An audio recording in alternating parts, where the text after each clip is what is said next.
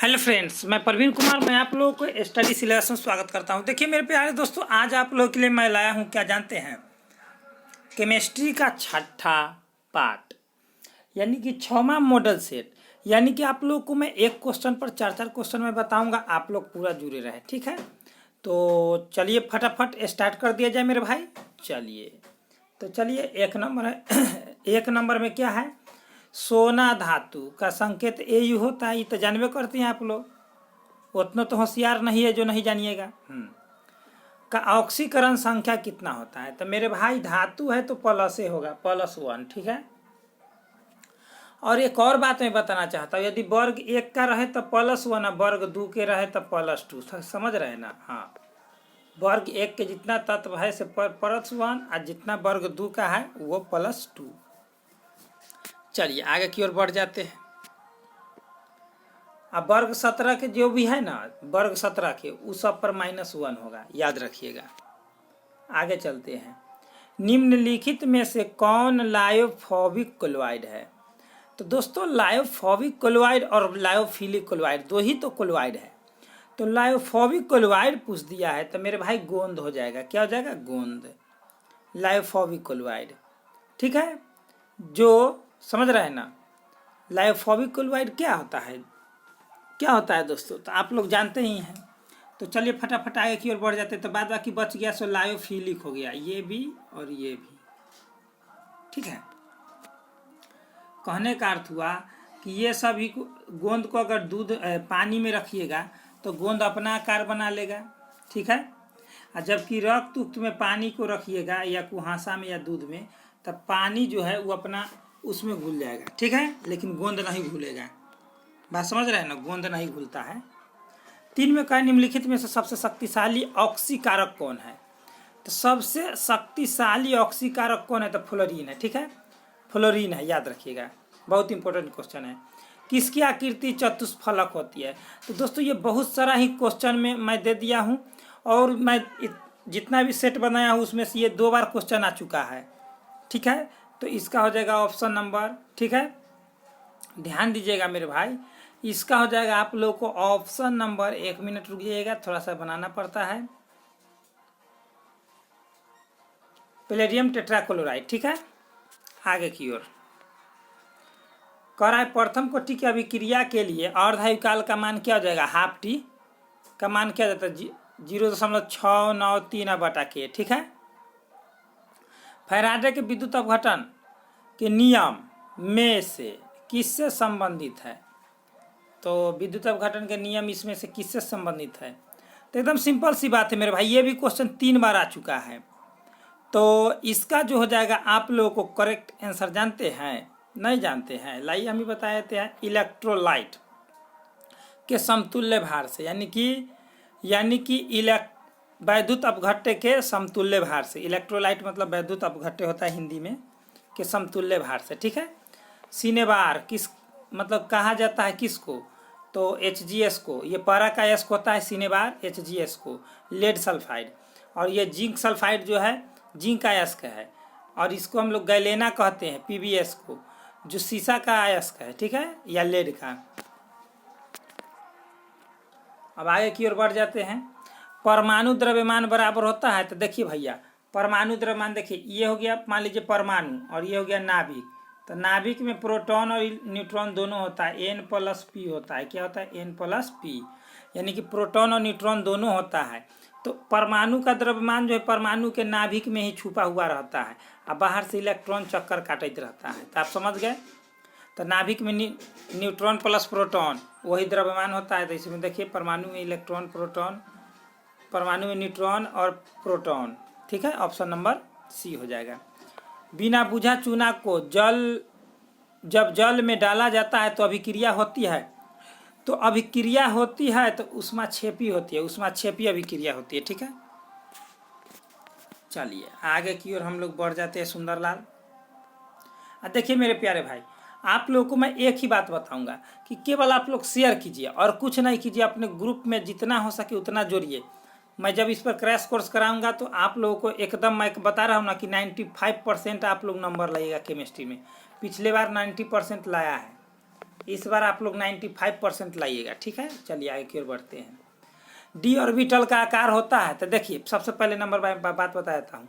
एक एस होता है, एक पी होता है और एक डी, इतना ही 3 ही पूछता है। एक एफ भी होता है उपकक्षा। तो डी ऑर्बिटल यानी कि ऑर्बिटल 4 होता है, एस पी डी एफ, लेकिन इतना ही का चर्चा होता है। एफ होता है खाली, याद रख लीजिए, एफ होता है खाली। एस का होता है गोलाकार, पी का होता है डमलाकार इस तरह से, और डी का होता है डबल डमलाकार, ये चमेली के फूल के तरह। यानी कि एस गोलाकार, पी हो गया डमलाकार, डी हो गया डबल डमलाकार, यानी कि 2 डमरू के आकार। तो देखिए यहाँ पर डी है तो डबल डम्बेल, ठीक है, डबल डम्बेल। बात समझ गए। चलिए आगे की ओर बढ़ जाते हैं। कपड़ा धोने का सोडा, तो देखिए ये ट्रिक मैं बताऊंगा, एक बार में आप लोगों को याद हो जाएगा। सबसे पहले नंबर बात देखिए, सोडियम कार्बोनेट ये भी है, ये भी है, ये भी है, ठीक है। तो इसमें आप लोगों को पकड़ना है जल का अणु, सोडियम कार्बोनेट, ठीक है। और जल के कितने अणु होते हैं वो आप लोग पकड़ ली तो याद रहेगा, 10 अणु रहेगा। जल का कितना अणु? 10 अणु।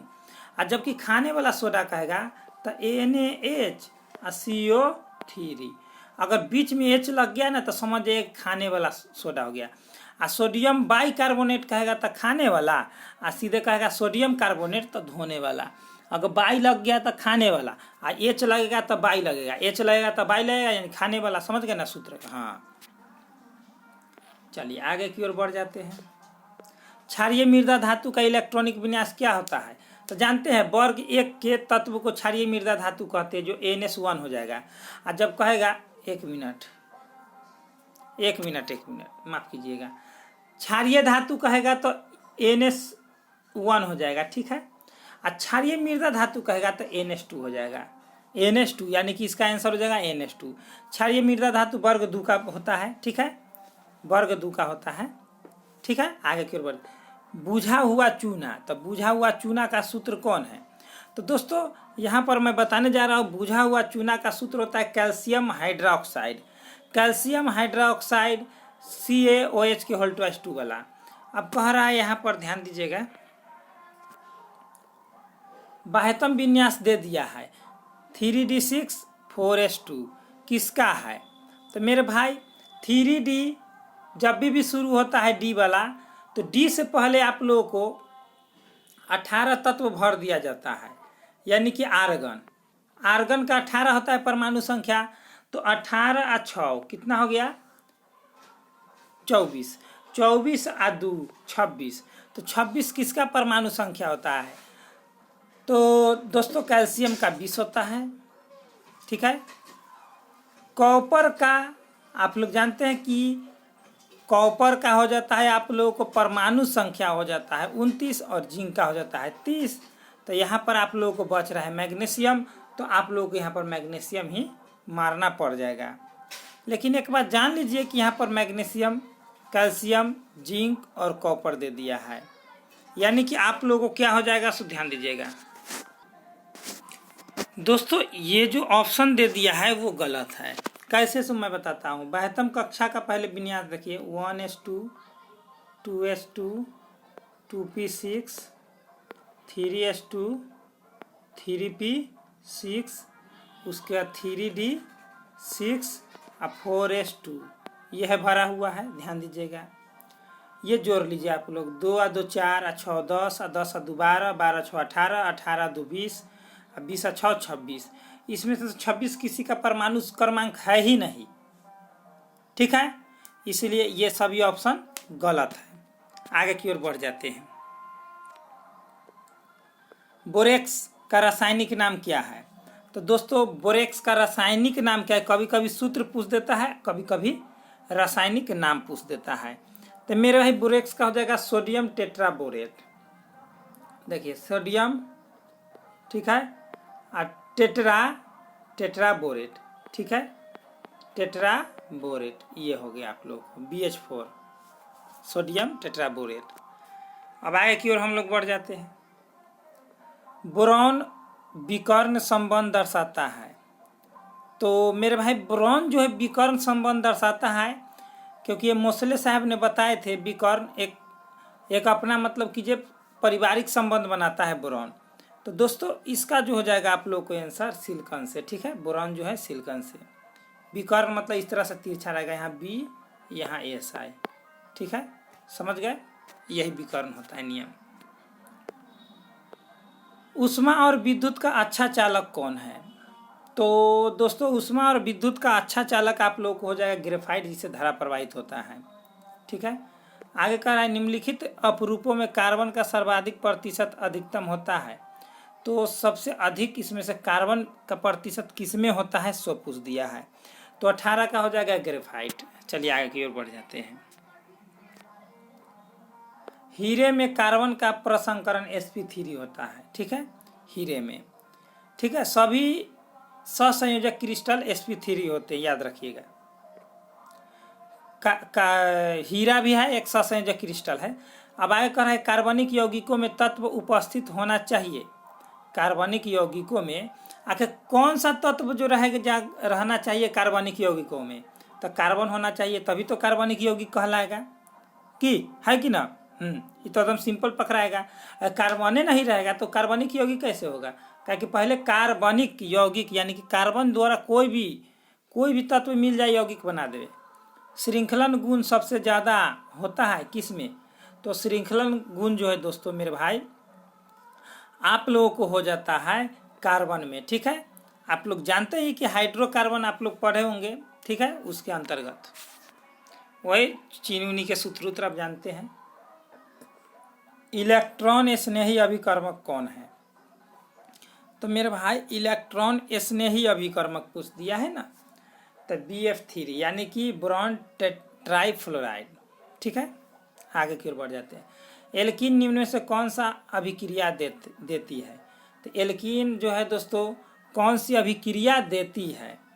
तो हमेशा योगात्मक अभिक्रिया होता है एल्कीन द्वारा, क्योंकि इसमें CH2 डबल बॉन्ड CH2, ठीक है। तो ये हमेशा योग अभिक्रिया करके एल्केन बनाएगा, नहीं तो अल्काइल हैलाइड, नहीं तो अल्कोहल बनाएगा। चलिए आगे की ओर बढ़ जाते हैं। कार्बन कार्बन एकल आबंध की लंबाई क्या होता है? तो कार्बन कार्बन एकल आबंध की लंबाई मेरे भाई हो जाता है आप लोगों को क्या हो जाता है? तो आप लोगों को हो जाता है 1.54 एंगस्ट्रॉम, 1.54 एंगस्ट्रॉम। आगे कार्बन का संयोजकता कितना होता है? तो कार्बन का संयोजकता मेरे भाई 4 होता है, ठीक है, 4 होता है। और ये पूरा ट्रिक ही मैं बताया था, HONC। यदि दोस्तों आप लोग को पसंद आए ट्रिक, ठीक है, तो ठीक है। 1 2 3 4 हाइड्रोजन के संयोजकता 1, ऑक्सीजन का 2, नाइट्रोजन का 3 और कार्बन का 4।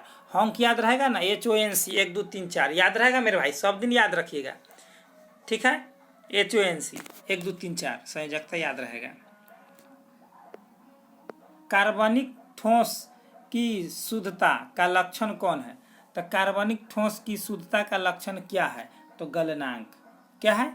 तो गलनांक, ठीक है। कार्बनिक ठोस के शुद्धता का लक्षण गलनांक है। समुद्री जल में पाए जाने वाला तत्व कौन सा है?